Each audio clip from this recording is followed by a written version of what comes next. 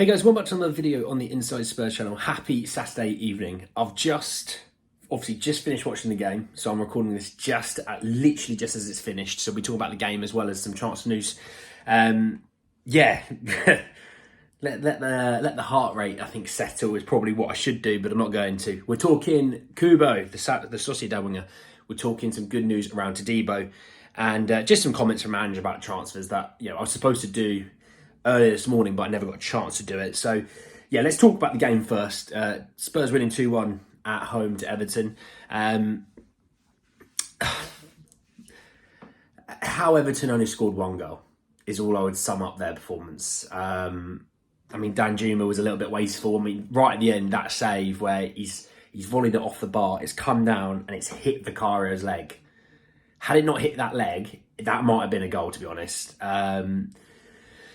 Obviously, Romero went off at half time. We don't truly know what the situation is there. I think it's more of a precaution thing because he's got, I think it was ice on his hammy. So we'll have to wait and see. But I think they looked at it and like, look, we got Brighton coming up. We're 2-0 up here. Let's save him for the Brighton game where we're probably going to need him more than ever. I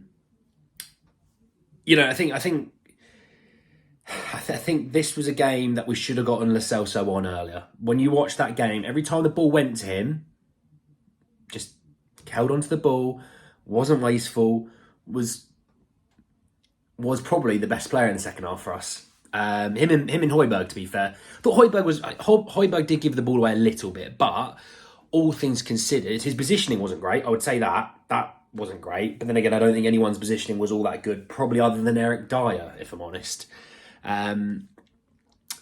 Skip, it felt like the game just kind of ran away from him. I mean, early on, they go 2-on-1, and if it wasn't Romero making a crunching challenge on Calvert-Lewin, he's getting a free shot away at Vic.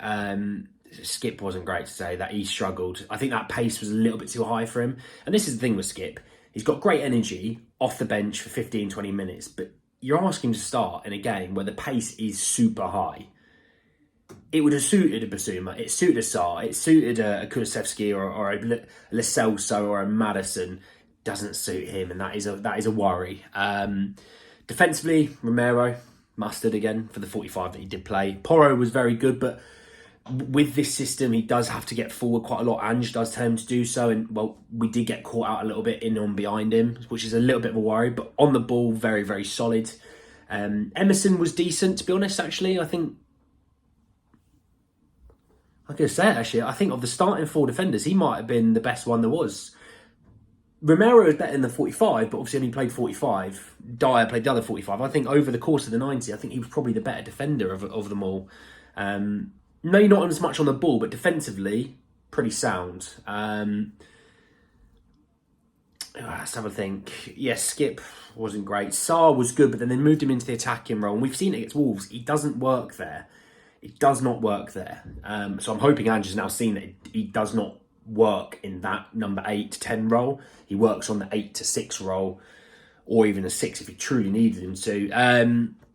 Attacking wise, Son was good but wasteful with the ball a little bit, to be honest. I know he's obviously got the goal, but there was chances where he was, we're running at the back line and he gives away either a short pass or he's overhit the pass, and and I know Johnson's quick, but he's not that quick. Johnson as well, there were some good moments, there were some bad moments. Just a bit of a so-so performance. Kulusevski was decent. He was decent. I'd probably say it's not one of his better games of the last few when he's been excellent, but he was decent, to be fair. Vic was fantastic in goal. I mean, look, we've got one of the best keepers in the league. Him, Alisson and Martinez have a three-man group above quite a few of the other keepers, to be honest, at the moment. But yeah, really, really nervous, to be honest. It wasn't comfortable. I'm glad to get Destiny Udogie back for the Brighton game. He's going to be needed. The nice thing is he gets a bit of a rest, so he's going to be quite healthy and fit and fresh because he's going to need to be, especially for tricky wingers that Brighton have. We'll have to see on Romero, but we're going to need him to be fit. We're going to need him to be fit big time. Not great, if I'm honest. The performance wasn't great. There was good spells, but there wasn't a lot coming out of that. But for me, I don't know. I'm looking at Lo Celso and I'm thinking maybe he needs to start against Brighton, to be honest, because lot of one touch, a lot of try and take the ball without getting pinched, things like that. You're going to have to be really good in that 10 role against Brighton. You know, if it was Madders, yeah, obviously no issues. But, you know, I think Kulusevski might be better off at right wing on that game. And then having Lo Celso in at the centre to kind of be able to try and dictate the play a bit more, because he's going to be in there with Sarr. And I'm going to assume Højbjerg will be in for the next game, just because I think he can give you a bit more. But yeah, overall, look, we won. We're sitting now, I mean, you think Newcastle lost away to Luton. Well done to Luton. Obviously, after that week they've had, fantastic result for them. Obviously, Man United lost to West Ham at 12:30. Obviously, 5:30. Still got about 25 minutes to kick off from this video where I'm recording it, where you've got Liverpool versus Arsenal. One of them has to drop points, if not both of them. And obviously, Villa dropped points yesterday. So overall, it's been a mega weekend for us. You think, West Ham have climbed into 6th.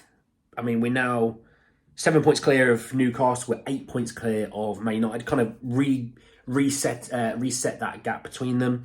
We're actually above Man City now by 2 points. Don't know if you wanted to know that. We're 2 points behind Liverpool and 3 points behind Villa and Arsenal. So overall, good so far. We can see what else happens. But let's talk some transfers. You hear. You see him up there. He's up there somewhere. Kubo. Couple of bits. First from Ekram Konoe, he said that Real Sociedad could listen to offers of 60 million euros to Japanese winger Takefusa Kubo. You love that I've said it that quickly as well. Arsenal, United, Tottenham and Newcastle are all interested in the 22-year-old. Secondly, came from Sport Witness, Takefusa Kubo, Manchester United officials, quote, express interest in signing. Said to be willing to multiply his salary by 7 times. Feels like a bit of a play for a pay rise from Real Sociedad or to fish out interest from somewhere else. I think it's pay rise because Manchester United haven't got the money to spend.